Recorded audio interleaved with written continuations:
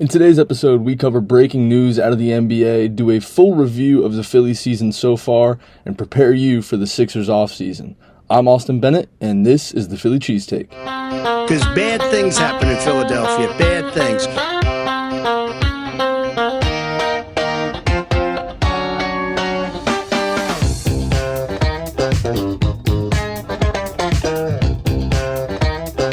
Ladies and gentlemen, welcome to the third episode of the brand new Philly Cheesesteak. Let's get right into breaking news out of the NBA. Breaking news. Well, I thought about hopping on the podcast right as this news broke to discuss it, decided to wait and let the story unravel entirely, and 2 days later, here we are. The Denver Nuggets have fired head coach Mike Malone and general manager Calvin Booth. This decision came with just 3 games left in the regular season, despite being the 4th seed in the Western Conference. Now, speculation started immediately online about why this move was made and why it was made when it was made. And this is one of the more shocking developments in the sports world this year. I mean, I think we underestimate the significance of a move like this. This is very close to a Luka Doncic trade in terms of blockbuster headlines. Totally out of the blue. This was not something that, the writing was on the wall necessarily. I think there were inklings towards Calvin Booth's firing as general manager this offseason for the Nuggets, but we didn't even really hear whispers about Mike Malone at all. And all of a sudden, with 3 games left in the regular season, they're both out of the organization. Now, I wanted to wait to get the full story on this for multiple reasons, and we got a lot of information from, I believe he stands as vice president, Josh Kroenke. He's made himself the interim president of basketball operations since this move. He sat down with Vic Lombardi, a media member of the Denver Nuggets, just a couple hours after the decision was made and kind of spoke into some of the behind the scenes of why they made the decision. Now, Kroenke explained that he kind of in the back of his mind always had this concept of firing the two of them in the upcoming offseason. And he also had pretty useful insight during the interview that I found interesting. He had a quote along the lines of, winning sometimes masks issues. And I think that's important to recognize in this situation. You have a team with a substantial winning record, but it's partially due to the fact that they went on just such a hot streak before the All-Star break. I also don't really think that this decision has anything to do with streaks at all. Yes, there were winning streaks. Yes, this decision is made off of a 4-game losing streak. But I really take Kroenke's word for face value here, and that this is just something that boiled up over time, that wins were masking underlying issues. And ultimately, this team needed a spark heading into the playoffs. They needed some fire under their butts, and this was the best way to go about it, in his opinion. It has worked to an extent early. We've only seen 1 game in this team since this decision was made, but they played extremely well on the road against the Sacramento Kings. Almost all 5 starters scored 20 points or more in that contest. The only one falling short is a man we'll talk about in just a moment, Jalen Pickett. He had 18 points, still a career high. And Nikola Jokic's comments after that game were really interesting. He's always been very authentic when it comes to who he is and his upbringing and his background and his culture. And he talked about it in his post-game conferences. He said that growing up, when somebody gets fired, it means that you're probably next if you don't deliver. And so it was that kind of mentality that really changed things up for the Nuggets in last night's win. And I thought that was interesting. Now, the media has kind of ran with this whole firing since and spun a narrative with it. I think to an extent it's been purely for engagement baiting, and I do want to touch on that because this is a show that we focus on positive media, unbiased media, alternative media, and we avoid the hot takes purely for engagement. And I also want to take some time to shut down any narratives that may not be fully true. So I'm going to do that right here as we discuss kind of the relationship between Mike Malone and Calvin Booth. What the media is trying to tell you right now is that these two didn't have a lot of liking for one another. They butted heads on a lot of decision making when it came to player personnel and their usage, and it was the decisions about how Jalen Pickett and Russell Westbrook would be used in tandem and in rotation that led to the differences between Malone and Booth. This story is only half true. Yes, there was some animosity between Mike Malone and Calvin Booth. Yes, there were some disagreements. But it was not the usage of Jalen Pickett and Russell Westbrook that led to this significant of a decision being made with 3 games left in the regular season. That's a nonsense engagement baiting headline to put out there. Because ultimately, these companies, these writers, these media personalities and personnel, they know if you put Russell Westbrook in a headline, it will do well. He's got an army of a fan base behind him that will support him or come to his defense depending on the situation and what's being said, right? And I think that's kind of what they're going for in this situation. They're not making this decision because of a guy on a veteran minimum contract and a player that everyone wanted cut in the preseason. That's a ridiculous thing to say. There's not animosity between those two players either. They have a great respect for one another, and I think that Russell Westbrook has been a crucial player and role in developing Jalen Pickett into who he is today. I want to shift into a positive perspective now and give a shout out to Jalen Pickett. Last week, he recorded his first triple-double in his NBA career, 17 points, 11 rebounds, and 10 assists. He did that against the San Antonio Spurs while the Nuggets were without all 5 of their usual starters, which is a very impressive feat. Obviously, it led to him getting more minutes on the court, absolutely, but he didn't have any starters supporting him and getting him to those numbers. So very, very impressive to see from the second-year player out of Penn State. That's another reason why I wanted to touch on him. We got a lot of Penn State people who may be tuning into this program, another Pennsylvanian program that he has ties to as he was a graduate from Penn State University. Also played some college ball at Siena College, has a lot of loyal fans from there. But during this last preseason and summer league, he went through some brutal treatment online. Pretty ruthless considering what kind of games we're discussing here. We're talking about the NBA Summer League and we're talking about the NBA preseason. The stuff that nobody really bats an eye about. But for some reason, everyone went at Jalen Pickett's throat this last summer, calling for him to be cut from the team, traded away, just sent out of Denver in whatever form or fashion. Some people even saying he should be playing overseas. People saying he didn't belong at the highest level of basketball. And it got to a point where Jalen Pickett couldn't even block enough Twitter accounts to avoid all of this banter.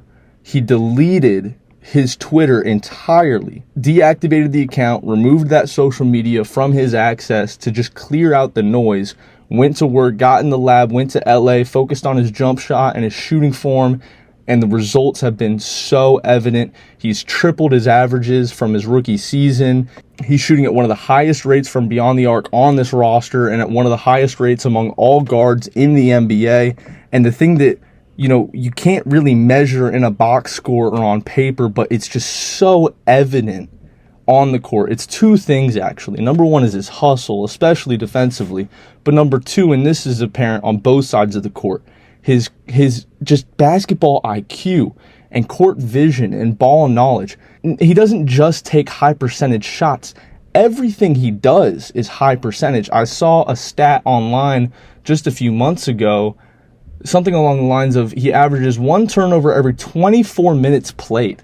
That's unbelievable coming from a guard, coming from a ball handler, a point guard.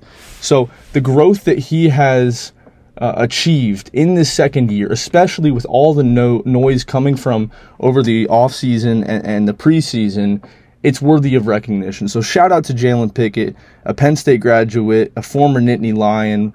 I will continue to cheer him on for as long as his career and his journey takes him. He's turning into quickly the greatest professional basketball player to come out of that university, and I'm excited to see the day where all of that is recognized and appreciated. All right, now that we've discussed the national news over the past few weeks, the biggest piece of it at least with the Nuggets, let's move on to our Philadelphia beloveds. And first, let's talk about the Phillies. Hot start for that team, 8-3 as they sit right now at the time of this recording. We're actually sitting in the midst of a rain delay here in Game 3 of the series between the Braves and the Phillies to decide who's going to walk away with that series win. Here's what I love to see so far from this roster. First off, the starting rotation. They're living up to the preseason hype. All the MLB rankings had this starting rotation on the roster as the number one rotation in baseball, which says a lot considering how much money the Dodgers have poured into that bullpen and that starting rotation over the past few seasons. But they're living up to the hype so far. Arguably 3 aces on this team, and now you've got Taijuan Walker, who realistically on paper, he's the 7th guy in this rotation. He's sitting with a 0 ERA through 2 starts now. Pretty unbelievable stuff. I say 7 because Ranger Suarez is in a rehab process in the minor leagues right now, and we're still waiting on Andrew Painter to come up through the farm system. Both of those guys are expected to be placed above Taijuan Walker, but now the Phillies are presented with a really good problem to have in that when Ranger Suarez is ready to go, where the heck do you put him? Or where do you put somebody else? Because Taijuan Walker, you'd like to say at this point, he may have earned his spot in the starting 5 at this point. Kyle Schwarber has been on a tear as well. I don't know who told him that this is the month of June, if you understand that reference, but he has been raking from the plate. He's putting together an early bid for National League MVP. I don't think it's too crazy to say it at this point. In this 12th game of the season that we're currently in the midst of as I record this because of a weather delay, he knocked his 6th home run of the season. So that puts him on pace, take this with a grain of salt, for 81 home runs this season. Obviously, that is not sustainable unless he is injecting some sort of performance-enhancing drugs. I don't know, maybe he was supplied by Jurickson Profar while in Atlanta. I'm kidding. But still, nonetheless, that is an insane pace to be on, and he's sustaining it so far. I mean, he just hit another one today. So 6 home runs through 12 games, insane stuff. He's also chasing at one of the lowest percentages in baseball. It's just everything you could ever wish and pray for from a designated hitter. It's beautiful. Also want to talk about the significance of this game that we're waiting to see the results of. I know it's very early to say this, but we're potentially talking about a make-or-break must-win game here for the Braves. They sit at 2-9 right now. A chance to steal a series win over the first place in the division Phillies. They need this win. I'm not going to sit here and tell you if they lose this game after the rain delay, whenever it does end up being played, that their season is over. But, man, it puts you in a very, very difficult spot to come out of. 2-10 would be brutal. No team has ever started the season 0-7 and made the playoffs, by the way. They did start 0-7 after a horrific collapse to the Dodgers. They were up 5-0 and lost to a Shohei Ohtani walk-off. Now, take that stat with a grain of salt as well, considering the fact that in recent years the playoff format has changed. You now have a 3rd wild card spot. Becomes a bit easier to rewrite history. So Braves fans shouldn't be fully hitting the panic button just yet, but certainly not a good situation to be in. Very uncomfortable in Atlanta. And unfortunately, as we switch gears, as much as I want to be positive on this show, there's some things in sports you just have to be negative about, and right now, Alec Boehm is one of them. No hard feelings towards him as a player or a person, but he's just one of those guys that doesn't feel like a huge difference maker at his point in his career. He's not really a guy who you bring on a roster and you immediately look at him and go, that's a championship player right there. But at the same time, it's not like he's going to prevent a team from hoisting a trophy at the end of the season necessarily.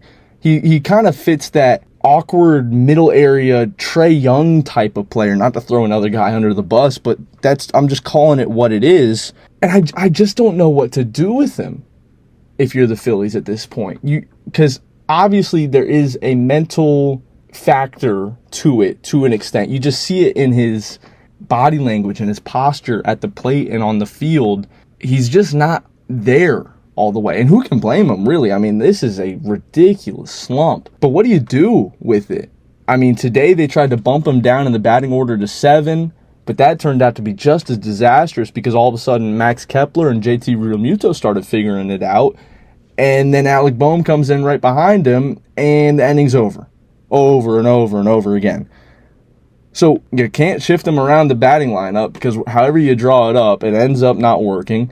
You don't want to send him down to the minor leagues. That's just humiliating for a guy this deep in his career as such an established player, especially considering the mental side of things. So I hate to say this, but the only logical solution is really to trade him. I don't want to draw conclusions too early in the season. We're on game 12 of 162, and we're in a good position record-wise.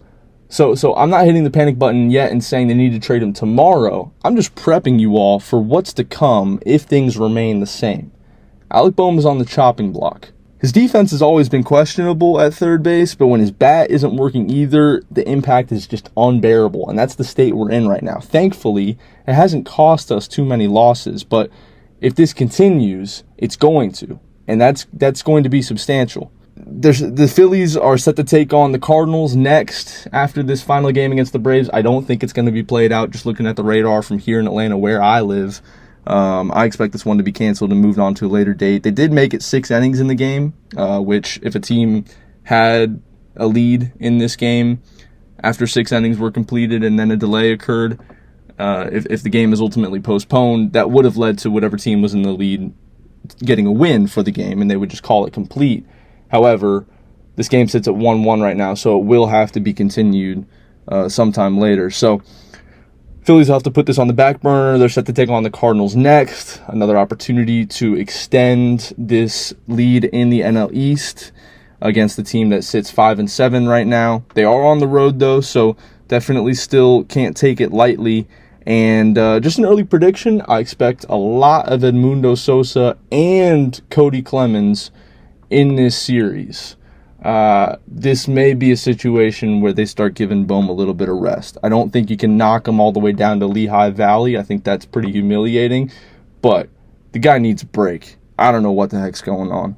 Finally, let's quickly touch on the Sixers, as their destiny is somewhat fully written out at this point.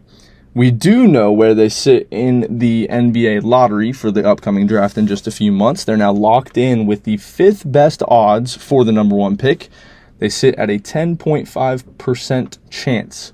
That can't go up or down, just considering where the records are at for all the other teams that are eliminated from the playoffs at this point in the season. So these final 2 games of the season, really the final 3, you include yesterday's win over who was it? I believe the Wizards, all meaningless. So they can win these games. It will have zero impact on their probabilities, on where they stand within the lottery. So somehow, some way, the 76ers have hit a new low in the meaning of these games. They've hit the depths of the pits of meaningless basketball in what has been just a nightmare season. But it's over now, practically. Just a reminder for you all, in the NBA lottery, whenever it does occur in just a few months, the 76ers must end up with a top 6 pick in the draft in order for them to keep it. That's part of the stipulations and agreements between the Thunder and the Sixers back in 2020, maybe 2021, when they made that trade to basically dump Al Horford's contract. They sacrificed this first-round pick in that process, saying, if it ends up top 6, we get to keep it still. So that's the situation they're in. Again, 10.5% chance to get the number 1 pick, which is just like what we pray for and dream about each night.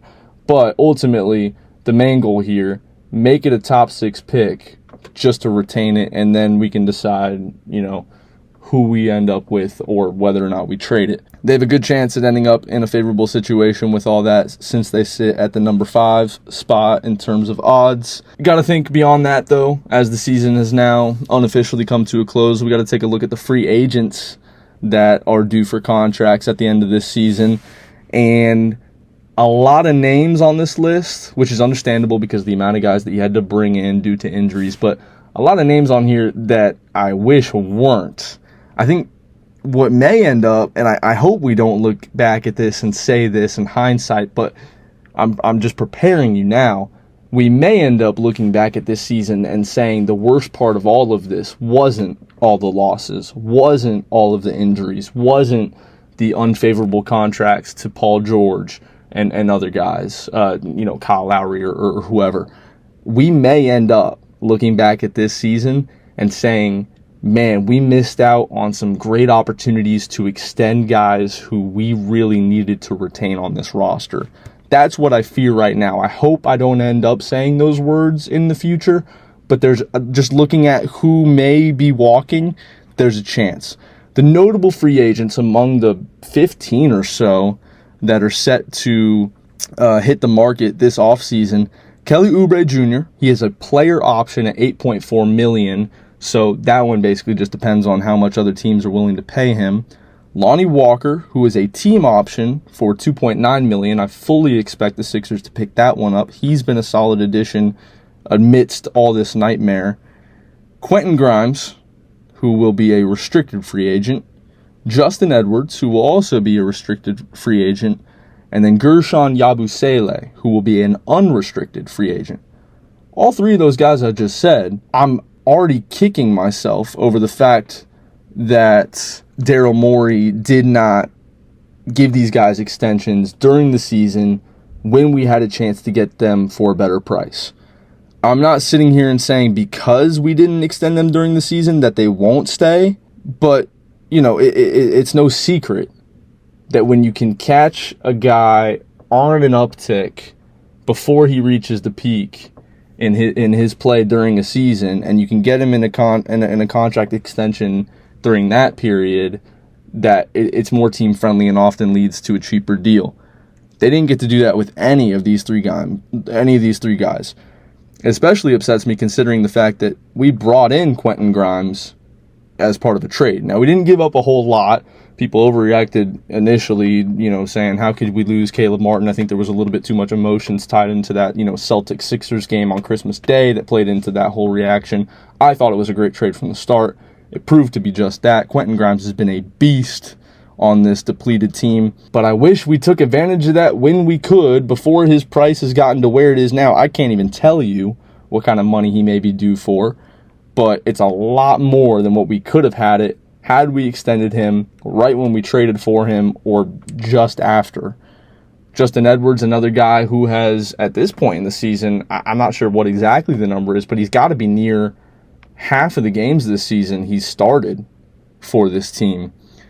He's another guy I'd like to retain, not as a starter, obviously, but he would definitely be a great bench piece. You don't get a chance to get him on a cheaper contract. And then the biggest one, the one that fans were begging for an extension for since practically the first game of this 82-game season before everything started looking bad, Gershon Yabusele.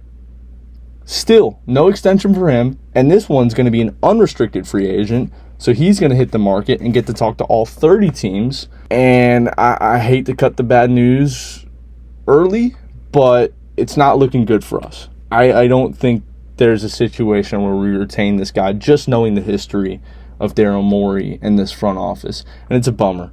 Would love to have him, behind Joel Embiid and behind, if we're thinking best case scenario here, Cooper Flagg. Like, think about it. If we bring in, if we somehow land the number one pick, bring in Cooper Flagg and allow him to work alongside Gershon Yabusele, both power forwards, kind of feed off one another, man, that would be a beautiful dynamic to build. And I think it would really wipe away a lot of the stains that we are just can't take our eyes off of right now with this whole Nick Nurse, Daryl Morey era. Unfortunately, I don't see it happening. Who knows? I could be wrong. I would love to be wrong in this situation, but that's just kind of what you got to prep yourselves for this offseason. Kelly Oubre could walk. Quentin Grimes could walk. Gershon Yabusele most likely will walk. So still a lot of cleaning to do in the Wells Fargo Center for the 76ers. But hey, trust the process. All right, everybody, thank you for joining me for episode 3 of the Philly Cheese Take. If you liked what you heard or you have some suggestions for the future, please leave a rating, leave a comment, leave some feedback, subscribe, like, wherever you are. Love you guys. Thank you guys. I appreciate you, and we'll see you next week.